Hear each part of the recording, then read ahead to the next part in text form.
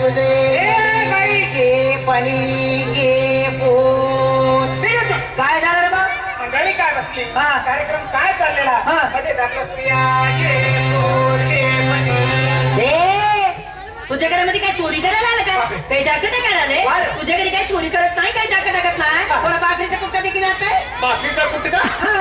बाहेर तिकडचे लोक येतात आणि आपल्या मराठी माणसाला परिश्रम करतात. इकडचं तिकडचं म्हणताय का मला? मग अरे भाऊ, तुझ्याच मराठी मातीमध्ये जन्माला आलेलं छोटस संस्काराचं फुल आहे. भारूड म्हणतेस मला. भारूड? हा. आणि हे काय भानगडे? भानगड? अरे माणसांनी भानगडी करू नये म्हणून संतांनी काढलेल्या प्रबोधनाच्या कारखान्याचं प्रोडक्शन म्हणजे भारूड. देणं करा भाकरी घेतलं काही नाही. काय नाही? अरे नाही द्यायचं ते देऊ नको. पण मी काय म्हणते ते ऐकून तर घेतील की नाही? कारण तू जर ऐकून घेतलं ना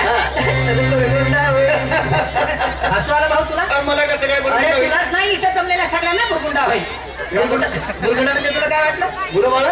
अरे भाऊ, बुरगुंडा म्हणजे लेकरं बाळा नाही. अरे बाबा, बुरगुंडा म्हणजे आमचं पासामध्ये बुरगुंडा या शब्दाचा अर्थ आहे ज्ञान.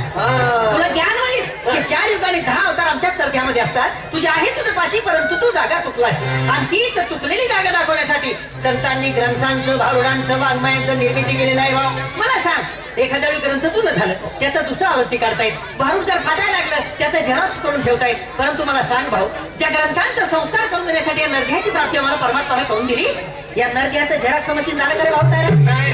म्हणून म्हणतोय मी की तू जर माझं ऐकलं ना तर बुरगुंडा होईल वैया.